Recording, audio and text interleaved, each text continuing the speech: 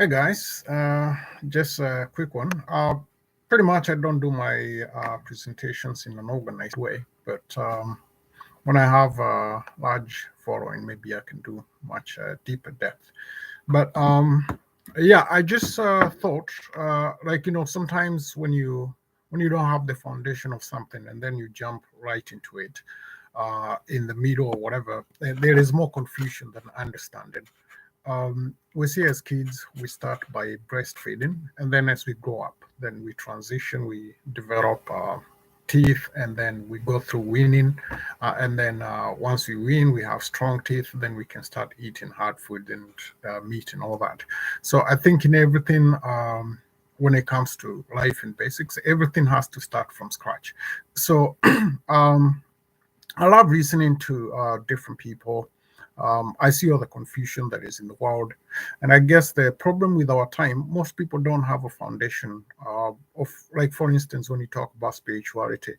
So they just jump into things, they don't really understand what it's about, and they are just on the surface for the most part. And then they jump into all these discussions and stuff. They don't really understand it because they are processing everything intellectually, and then at some point they become confused. So you find they start renouncing and attacking that which they have not even understood from the scratch. So this is very common. But like I realize, most of the people who understand things nowadays, they are speaking out. And I think if you're really interested in something, then there is always a way to go through it or around it. I started my journey quite a long time. I've actually been it for 30 years, about 30 years to be honest. I started as from scratch. Like, what is spirituality? What is Christianity? There's basic questions that we have as kids. And at some point, I was afraid to listen to the inner voice, like because there is an inner voice that we are born with, and it will just mostly is an inquisitive voice. That, okay, you have heard about this, but what do you know about it? Going deeper into questions, whatever. All right. For instance, like when you go to Sunday school and they tell, okay, God created man and woman and all that. So the question is like, why were they created? Or what's the purpose of existence? What's the purpose of this life or whatever? Those kind of questions, which even your average teachers or pastors would not answer that question. So it's something that you have to find yourself. So a lot of people get angry because they didn't get all the answers that they were asking, or they just took everything as face value and they just believed in it, and they never actually put any effort into discovering it themselves.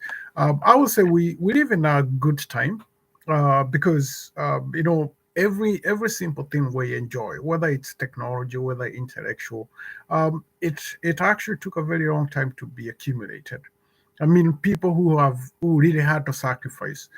Some had to lose their lives. They had to stay in the deserts to find something that they could actually come and share with humanity. But then, living in plenty, there is also a lot of poverty because you see, a lot of people don't actually. First of all, they don't recognize the effort that they took for these people um, to compile everything and bring it together. And secondly, they don't realize, like, this is some things that have uh, survived for many generations. So you can come with your attitude, with your egocentric views, and whatever, you're going to argue with something, you live and you die and you'll be forgotten. But the traditions, you leave them behind. So the question is, like, did they actually help you in your journey? Well, the biggest question is, like, we are born, so where are we born? And we're gonna die. So what's the point of it? Are we just here to accumulate stuff? Are we here just to work, to earn a living? Are we here to follow a routine and then we are gone? Or is it something that we actually tend to miss? So I think that relates to a person because we are all different. We are unique in our ways. We may try to justify or just believe that we are the same. That's just based on the belief, but you have to find out what actually makes us same or similar in that aspect. So belief is comforting. Belief is something that you don't have to struggle for. But when that belief is challenged and you're overly identified with your belief, then your faith will be shaken. And most people, when they go through that challenge, they just end up giving up altogether, or they just end up believing, okay, everything is a bullshit. But you realize actually 99% of your life, everything is just belief. Because even when you talk about scientific evidence, is it your evidence or is it somebody else's evidence? Not trying to say that you should dispute or you should reject, but what I'm trying to say is at least uh, try to learn about it. I love teachings of Christ because when the students would believe in what he told them, yeah, believing, taking these things in faith is good, but you should know them. When you know them, they're yours. But so long you believe in them, they're not yours. It's somebody else. So it's more about the experience and the journey. First of all, um, we say every journey has a beginning and has an end. So the question is, who are you? If you identify with your body, pretty much your life begins at birth and ends at the death. You become molecules or whatever, you disintegrate into the system. Uh, Circle of life. You become a tree, a stone, or whatever. You become fossil fuels. That's the end of you. So you don't have to worry about philosophy. You don't have to worry about meaning. Just live, eat, and do whatever you got to do. Yeah, that's you. Then when it comes to, I know there are people who identify with their bodies. That's what I'm saying. And then when it comes to the mind, there are people who try to identify with their thinking, and they think like something like a soul is something like of some intelligence or intellect or whatever. But then you realize from the day you were born, even before you were born, uh, your mind is highly conditioned from your family, from your culture, your religion. Everything that you're interacting with is conditioned, is affecting your mind, is accumulating all these things, our thoughts and feelings or whatever. This is where like our judgment mostly comes from, our interpretation of reality. And you can't really account for where you are in that particular state. So if your identity is basically based on your thinking, your intellect and all that, then it's a false identity. There is nothing authentic about it. And people think like they're being attacked for that, but that's true. And this is why normally when it comes to nature, everything is fighting for survival. So we defending our identity is part of that survival mechanism. So for people who are identified with their thinking, whenever there is something that challenges their thinking, they feel attacked and they feel the need to fight back. So in that case, or in that regard, they won't allow something to enter them because they're afraid of being changed, or they're afraid of something that is going to change them. So those people are stuck in a limbo. They are pretty much dead because there is no life in them. And you see their mind, their thinking, everything is just a circulation of the same thoughts, same feelings, all that. And the mind becomes a tyrant for them. They cannot really see beyond their thinking. They just have to obey all their thoughts and all that. So in that regard, most of the people are actually alternating between biology and mind, and that's it. But there is nothing authentic about it. Then, when you talk about soul, this is something different. What is the soul, or what does it mean to have a soul? Are you a soul? Do you have a soul, or something like that? So this is now when you start entering into the field of mystics, because this is something that you can define, and nobody has defined what a soul is from for all my years. It's just that whenever you go to every culture, they have a name for it, but no one has ever defined what a soul is.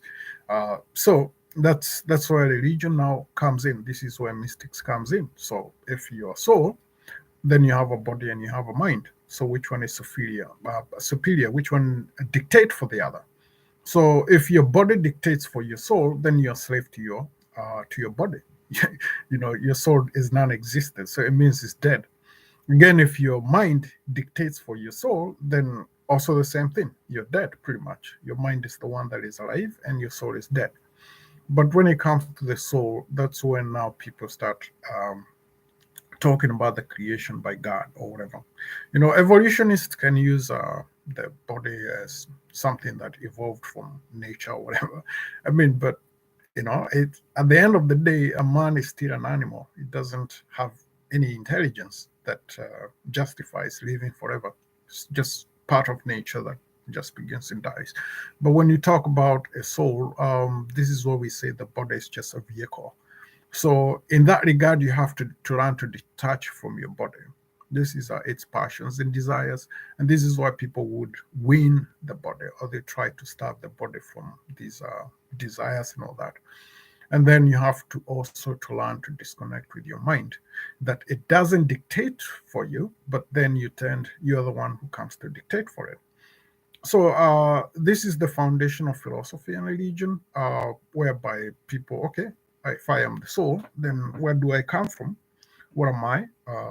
Did I exist before coming to the world? Will I exist after leaving the world? Then what is the question? What is the point of being here? So it's like, yeah, where I live, I pay for rent for my house, but I'm not identified with the house. I just know it's like I have to work to pay for this rent. So it's the same thing when I'm in the body. I gotta take care of the body, but the body is not me. So when I'm gone, I'm gone. So it's the same way I'll leave the house when I move out here and I move to another one. So it's the same thing. So yeah, I've looked at various religious traditions, and I can say most of them. The Eastern traditions are more talking about reincarnation, like, and they talk about karma, like you live successive generations and all that, which is pretty much like I wouldn't really call it freedom if you're tied to reincarnation, because physical conditions are always changing. Maybe you're born in wartime, peacetime, or whatever. You're going through all these challenges, but for what? Well, I'll say that it's a process of learning, but how much of learning is enough? Uh, so that's why I don't resonate with these kind of traditions. But for the larger part, most religions actually talk about service, that you earn your salvation through service. So if you have not rendered your service of coming here, then you will have to keep coming back until you have accomplished what you came here initially for. But then, if you look at most people, they come here, they become the victims of their circumstances in the world, so they don't really tend to develop beyond that. But then, in terms of service, what are you serving?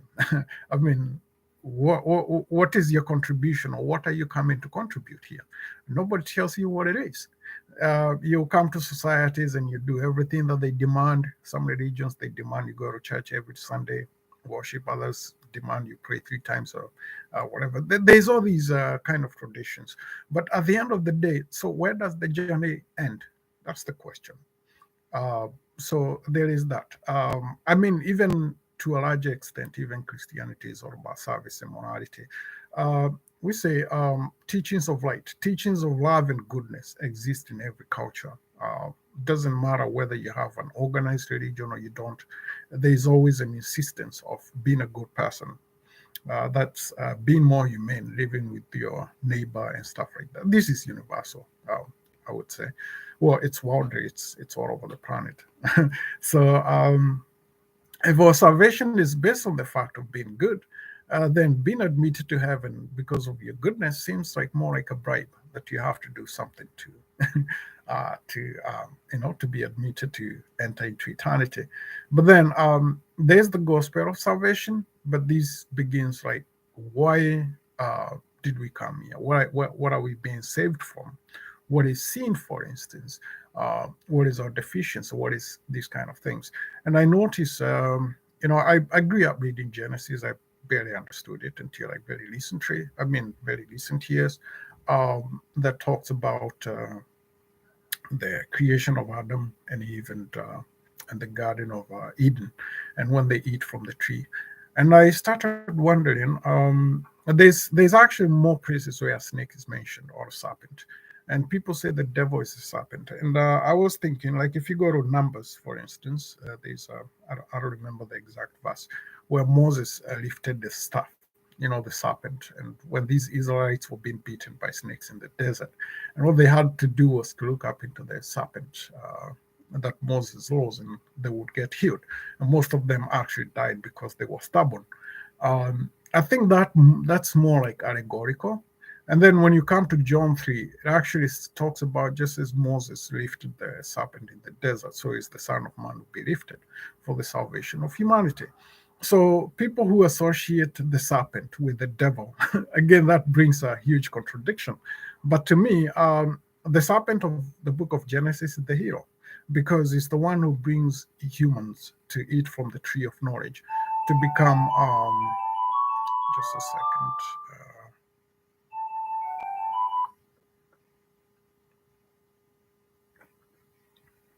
So is the one who makes the humans to become aware of their deficiency, and this is what is referred to as nakedness. And you see, the moment they become naked, first of all, the Lord threatens them: if you ever eat from this tree, you're going to die. Which they actually didn't die; they continue living. So the consequences of disobedience is being cast into the world of animals. Okay, you shall eat by your own sweat; you shall survive by whatever. So you see, the challenge with that is like if your life was about seeking, and now you have to fend for your survival, you have to look for food and all that, then your time is split. You don't have enough time to seek, and you don't have time to survive. So, and this has always been the struggle between the body and the spirit, because the spirit seeks salvation and the body seeks comfort and security and all that. So there's that huge predicament that most people, most preachers have actually never had them mention that. They're always like, oh, it's because of the devil, it's because of the sin of the woman, which actually is not true. Because they say the woman, going by the doctrine, they say the woman was created from Adam's rib. There's something that was extracted from Adam to create the woman. So that would make the woman to be man. Basically, if you have a bottle of water and you split it into two, which one is superior to the other? But you see, these has been used to, again, to pass patriarchy, and one is the boss of the other, which actually is not true. And you see, there is also something off with the gods of Eden. It doesn't necessarily refer to the god of Eden as being a righteous god or a bad god or whatever. It doesn't really. But you see these elements of jealousy, elements of control, and all that. This is what people don't actually see it. So I mean, I've ventured into gospels because actually the gospels are quite deep, if you understand. Like Christ says, to you, it has been given the mysteries of the kingdom of God, but to them, they're just parables. So the masses, or the people who didn't have any spiritual maturity, for them they were just parables. They didn't understand. But when you talk about the prodigal son, when you talk about the sower and the seeds, when you talk about the word that came to be in the flesh, what are you talking about? What is these actually referring to? If you are spirit, the spirit that came to be in the flesh, to be in the body, and this is what gave life to the body. It actually even says, like, God breathed, put a breath of the into the body that is mentioned to have been created with clay, which is actually not true. The body was created from the elements. This is the elements of fire, wind, water, and there's one more: fire, wind, water, and matter. So they're elements. It's nothing to do with clay. But that part of the second of Genesis is more like a folklore. It's not it's not um, it's not like something that is authenticated as something that is deep. Because actually, the beginning of Genesis is much more deeper than the second, because it talks about above the waters, the spirit of God, hovered there. So this is the spirit that enters into the body, and the body becomes a living being. So the question is, this is a tenant who gets into the body, and the body dies and withers. So what remains? So people tend to say, "Oh, we are nothing but the soil," and this is the pretty much the same as evolutionists who say man is nothing but just evolved from nothingness into nothingness. So when you identify with the body, you're pretty much nothingness. But the part is when we die, there's a part of us that the true essence leaves the body.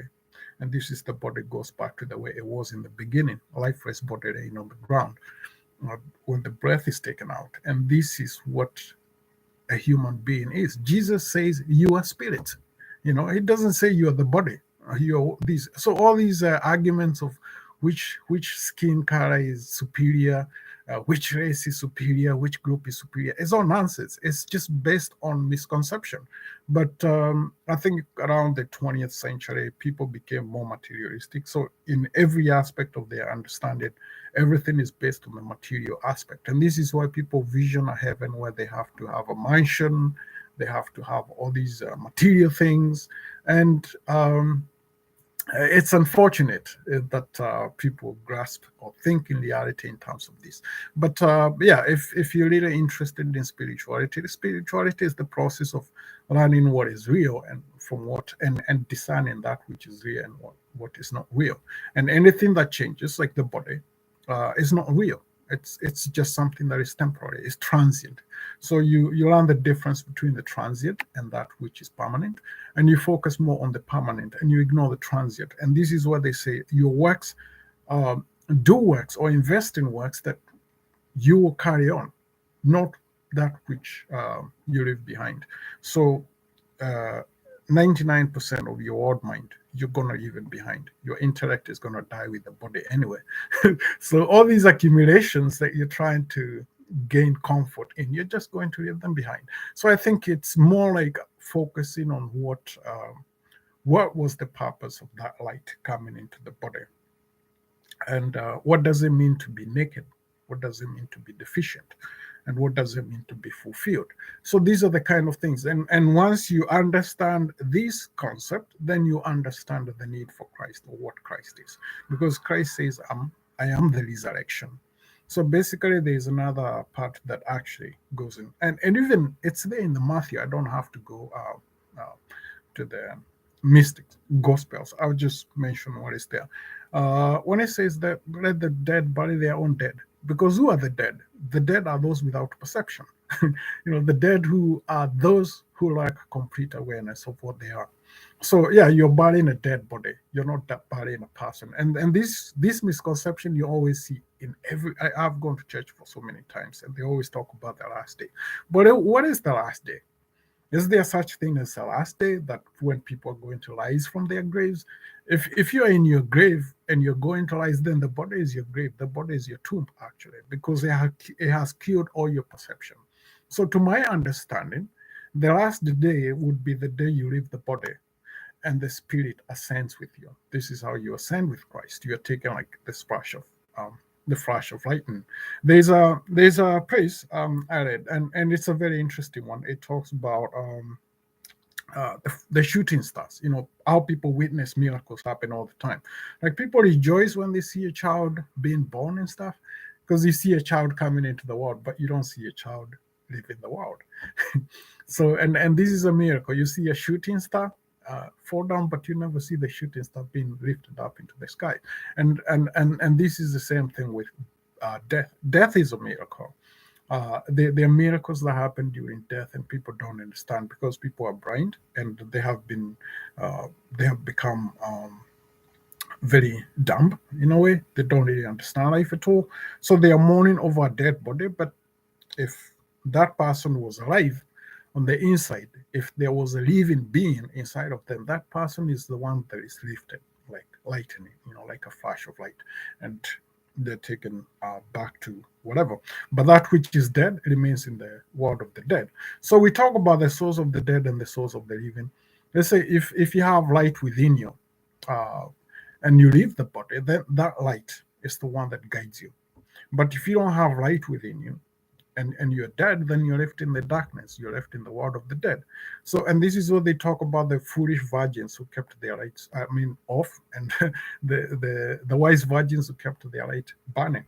So when the Savior comes, because the Savior is always there, he has never gone anywhere. It's not like the way the Jewish prophets used to envision, because for them they used to envision an earthly king would come and lead the creation of a Jewish state, and conquer their enemies and all that. This is what they used to envision. But the one who came, they didn't even recognize him, and they didn't even know him. And the moment, and this is where it remained a mystery.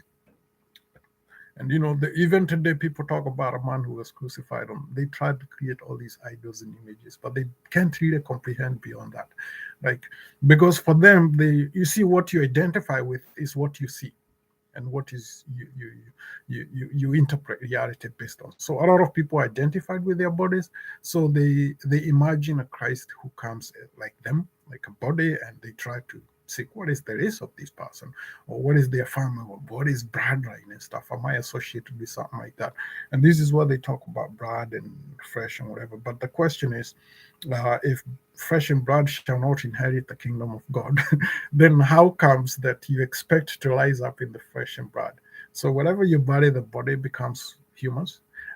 It becomes a stone, it becomes fossil fuel or whatever. And this is why the people who understood life, they didn't have to waste a lot of money building graves or these graveyards and stuff.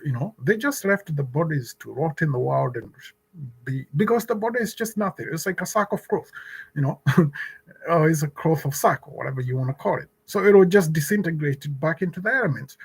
So there's a lot of superstition surrounding death, and there is a lot of superstition or misunderstanding surrounding birth through sex, because they say sex actually gives birth to death, and sex actually did not come from the Almighty God. It came from uh, something else, and sex produced death, and this is how the rulers of the universe keep enslaving the human soul. So while people think that they're following the will of God, doing all these things or whatever, they are not. There is a lot of misunderstanding.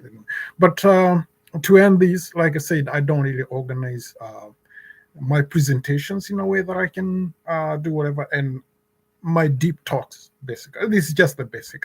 I scare people off.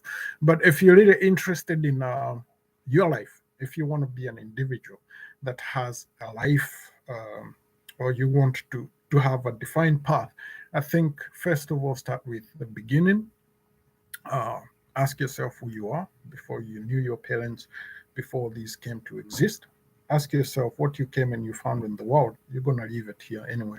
Are you here to contribute? Are you here to do whatever? So, what is your purpose? What is the meaning of all these? What is the meaning of suffering and all these struggles? And then I think like that, you'll be able to find your way up. Just be patient. It comes with patience and a lot of waiting and time, whatever. Don't be angry at people. Don't blame anybody. Everybody is struggling, and it's like we are all going up the hill. So at the end of the journey, we are all going to the top. That's the good message, or that's the good hope. But the question is like, how many eons is it going to take you to arrive to your destination? So do you want to keep living the same cycle, which is pretty much hell? Do you want to keep accumulating your stuff, and then when you die, it's like, oh, I wasted my life, my entire life. I lost an opportunity. Do you want to live a life of regrets, or do you want to get the real thing? So don't be afraid of truth. Embrace it, and it's going to empower you. It's going to free you from all sorts of enslavements, and it's going to, your life will going to shine. Happiness is not something you should ever struggle for. It's something that is an expression of the soul. So long you suppress it, but no matter what you do, has no value to that which is immaterial. Material things don't add value to that which is immaterial. First of all, understand the distinctions, and then know where to focus your energy. With that, I would like to end, and you guys have a wonderful weekend. Ciao.